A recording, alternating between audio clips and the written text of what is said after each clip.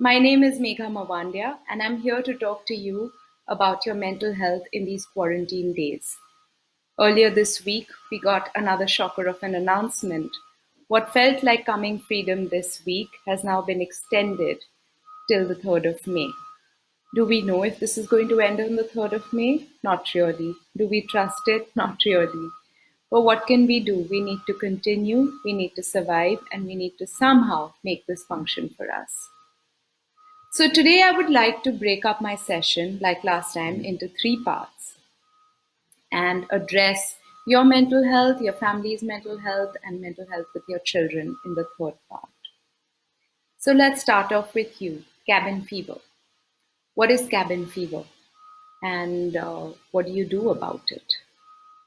So it's all of you, me included, are now pros at being in quarantine. I'm sure you have noticed feelings that come in waves. There are days where it feels good, where you feel on top of the world, you feel you can do this, and the quarantine isn't really a big deal. And you cruise on this feeling of a high, and it's an invincible feeling, it's a great feeling, and you're able to get through the day with that. The next day, you wake up to seemingly a continuation of this high, and there's a crash, and there's this feeling of claustrophobia, and nothing seems to be going right, and everyone seems to be getting on your nerves, even the wind blowing through the window. We need to learn to see these feelings as they come and go, ebb and flow and change through these days in quarantine. They're never going to be the same. They're going to constantly change. So, what can I do about these changing feelings? Number one, a good tip to take care of is to start maintaining some sort of a diary, to start noticing that the feelings are changing. Because when we're in when we're in the throes of the crash of the feeling where nothing is going right, it almost feels like it's never going to become right again. And the diary plays as a reminder to tell us no, you've been here before, you've gotten out of here before, and you know how to take care of yourself. And you're going to be able to do it again. So the diary helps us to understand and accept the cyclicality of these feelings of feeling up and feeling low. The second thing that really helps in these moments, helps fight cabin fever, is when you're noticing the feelings as they come and go, to also start to notice what helped. So, on days when things are going right, what helps? Is it that you manage to do some stretches or exercises in the morning, like we're doing these lives at 7 a.m.? Is it that you've eaten something really delicious? Is it that you've had less sugar? Is it that you've watched less television?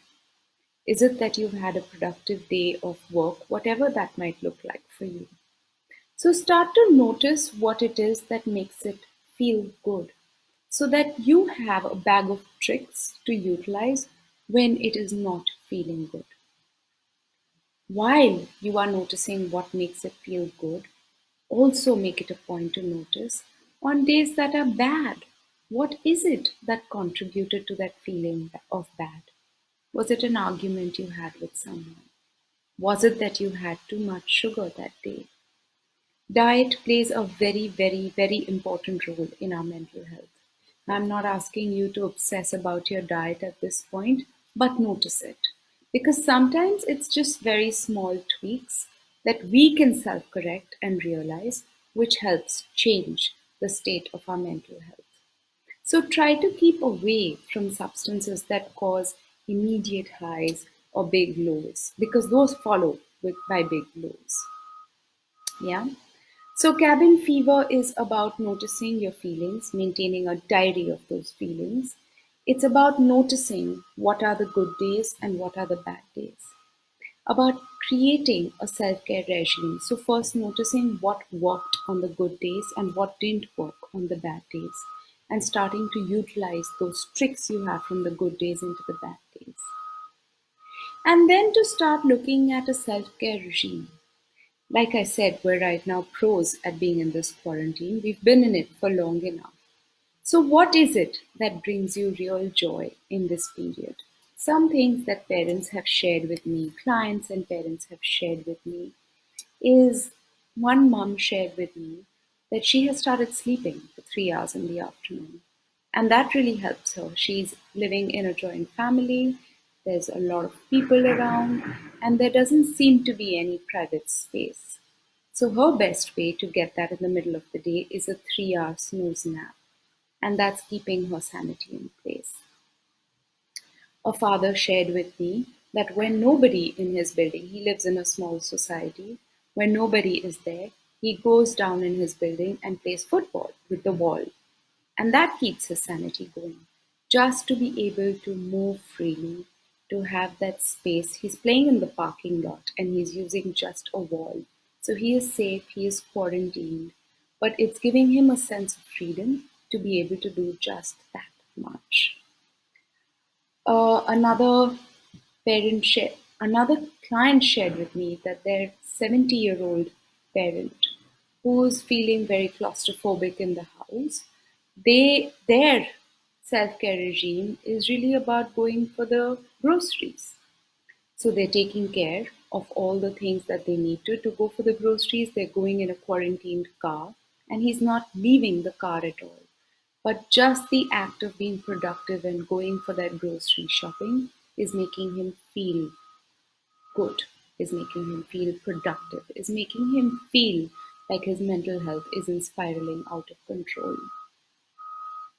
I'm personally taking 2 baths a day, and just the routine of my morning bath and the afternoon bath and the time I spend before and after the bath makes me feel centered and helps me to look forward to the bath that's coming, and also centers me to be able to deal with the next 6 8 hours that I'm going to be in without that between those baths.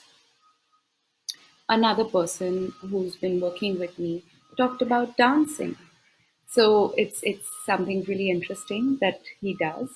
He has set timers on his phone. Every 2 hours, music starts to play. And that music is dance music. It's a reminder it is time to dance. And that's what they're doing. He brings his family together and they just dance every 2 hours for 5 minutes. Listening to music, great way to take care of your mental health. It doesn't need to be shared with the family. You could just put on some headphones and listen to your music. But it's a way to zone out and create an alternate world for yourself. Music has the power to be able to do that. And lastly, meditate. I can't stress the importance of it. It isn't for everyone. My children today, who are 9 and 12, decided to try their hand at meditation, and they did a form of guided meditation where for 1 hour they were they were transcended into this world and they came out of it feeling energized, invigorated, and ready to tackle the rest of their schooling day. So they had a great time meditating. I think it's a matter of finding the right guidance for yourself, finding the right guided meditation program. There are enough out there, but do try it. It is extremely beneficial and helpful when we're able to get our hands onto it. So that's about cabin fever. I see a lot of messages coming in on the live stream. I'd love to address any questions if you have about cabin fever and any tips that you're utilizing to take care of your mental health and to keep cabin fever away for yourself. The second thing I'd like to address today is about marital conflicts. Marital conflicts are on the rise. We're seeing domestic abuse on the rise. We're seeing a lot of challenges that are coming into families where there is a fair amount of brushing under the carpet and there are a fair amount of explosions that are coming through. The one thing we need to realize in this period is we need to stop planning for times outside quarantine. So everyone around, when we got into it, it became okay, this is a 3 week period. I need to make this count for what happens after this 3 week period. Now it is extended from a 3 week into a 5 to 6 week with a question mark at the end of it. We need to realize that this time that we're in is leaving us with this feeling of uncertainty. And when we're in this uncertainty, the ability for us to be able to comprehend what happens after or what are we supposed to do after this time is very difficult. Particularly holds true when we're talking about marital conflicts. This is not a normal marriage. This kind of time that we're spending with each other, this kind of stress that we're experiencing while we are in quarantine with each other, is not the recipe to give us a glimpse into a happy marriage. So, what do we do? Number one, we recognize, accept that this is now, and this means not planning for the future. Secondly, we need to stay away from conflicts. So, if your spouse is experiencing cabin fever, stay out of their way. If you're experiencing cabin fever, stay out of everybody else's way, because anyone who comes in your way is just going to be collateral damage. Give each other space, give everyone involved space. And when I talk about giving space, I don't necessarily mean physical space, because for a lot of us, that physical space is impossible. So, utilizing tricks like listening to music with headphones on, or reading a book, or going for a bath is an act of giving space, because it is an act of separating yourself mentally, emotionally from another person and taking care of yourself. So, being the driver of your own mental health and not depending on the other from it. Try to ignore. So, every time that there's a trigger coming your way, find ways in which you're going to be able to ignore that trigger. If we're not going to become successful at ignoring that trigger, we're going to engage every single time. The problem with engaging every single time is we're not getting the opportunities to disengage, because there are no distractions to take us out of that engagement. So we need to get it that this is not the time to discuss our future, and this is the time to act on what is going on now. There are enough families where the marriages aren't very good. They're not feeling good. They are on the brink of a breakdown, or they've been functioning at a status quo with the idea that you do your thing, I do my thing. The problem is there is no your thing or my thing right now. So, what can we do in that situation? We need to stop planning for the future. So, instead of thinking we were about to get separated, this is how we are supposed to function in that process of separation. Can we change it into, in this quarantine, I need this marriage to be this?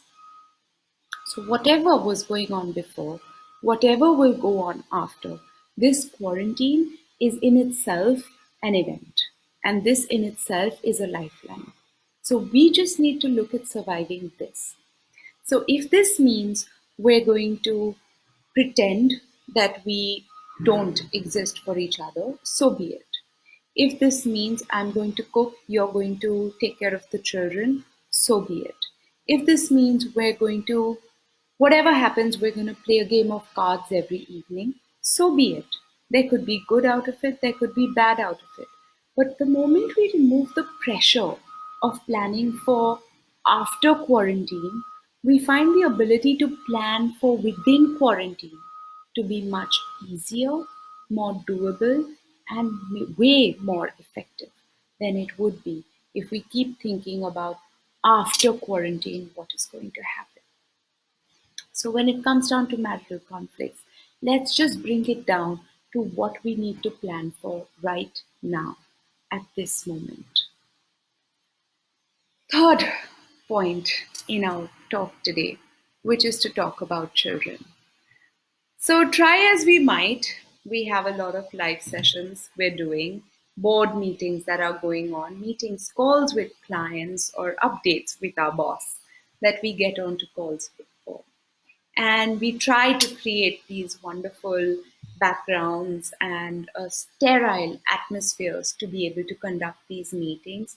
It is not always possible, especially when children are much younger and you have pressure cookers in the kitchen, which tend to go off at an alarming frequency. It becomes very hard to be able to maintain the professional setting that we're used to putting in front of in, in our work gatherings. So, what do we do when things aren't able to be that professional? Number one, accept it is okay. Everybody knows everybody is working out of their houses. There's really nobody who is working out of an office. So everybody is facing the same problem. There is the fortune of some people where they have dedicated rooms, which could become their study or office, but not everybody has that privilege, and the larger majority doesn't. So, the moment we start becoming accepting about the limitations that we are in, we start becoming more forgiving of the others experiencing the same limitations. Thirdly, can we invite people into those realities? So, if you have your toddler playing around you, to just say, just so you know, we're having this meeting, but my children are around, and if you hear any voices or if the wire gets tagged, give me a few minutes to be able to get back together. Or if this is time for lunch to be prepared and the whistle is going to go off in the kitchen to say, hey, you might hear my dal being cooked. Give it a break. You're welcome to join me to eat it post quarantine days. And maybe it becomes a break in the moment in a serious session where everyone starts to swap lunch recipes or menus that they're sharing in the house. But it becomes a way to invite people into the reality of each other's houses. If you have a child around you who's extremely curious about what is going on and is trying to peek into this world of daddies or mommies, where there are people on the screen and what is it that they're doing, bring them in. Just say, my kid wants to say hi to all of you. Pick up your child, let them say hi. The moment they're able to do that, they feel less they feel less intrusion from these people on the screen. They're able to ignore those people on the screen and they go about their own business. So as a counselor, I do a lot of sessions, and since before the quarantine, a lot of my sessions have happened online. And very often, children want to peep into these sessions and say hello to me. And we have seen that whenever we allow the children to peep in and say hello, and the moment they get to know that this is a person on the other side, they lose interest in me. And they have nothing to do, and they're able to give their parent the time to be able to talk to me much more. Because I am now a familiar face and not a threat to them.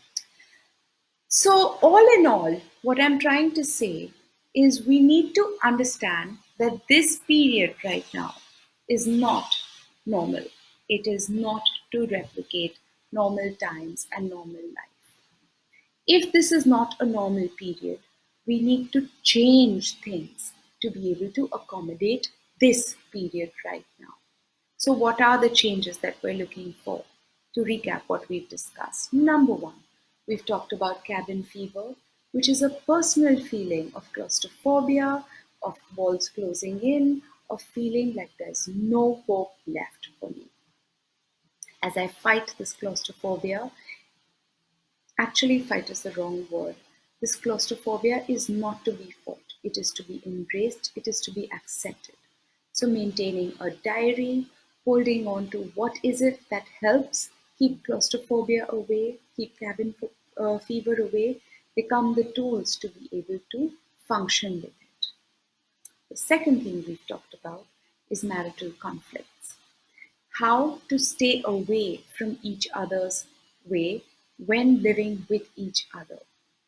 A parent I work with put it very eloquently, where she said, I am trying to survive living with the man I chose to marry and the children I gave birth to. Because the reality is, this is not that normal marriage. So, what do we do in this abnormal marriage?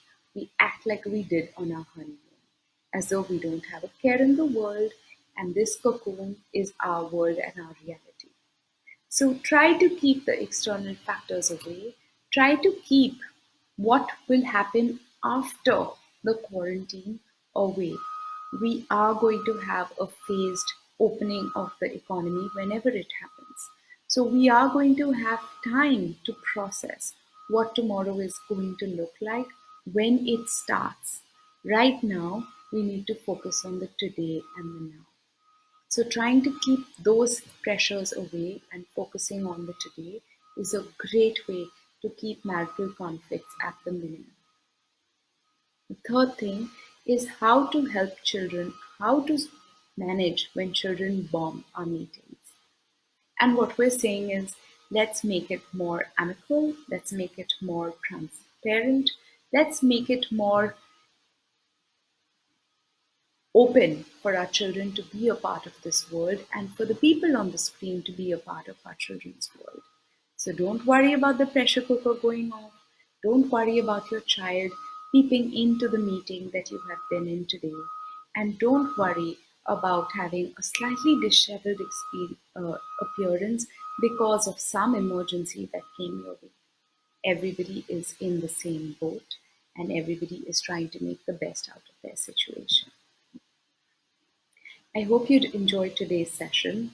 I hope this has worked well because I have done this session today without being able to see the live stream working at all. Hopefully, we'll have less technology issues next time. And until next week, take care, be safe, and post any questions you might have. I would love to answer them or address them in our future sessions. Take care. Bye bye. This is Megha Mawandia.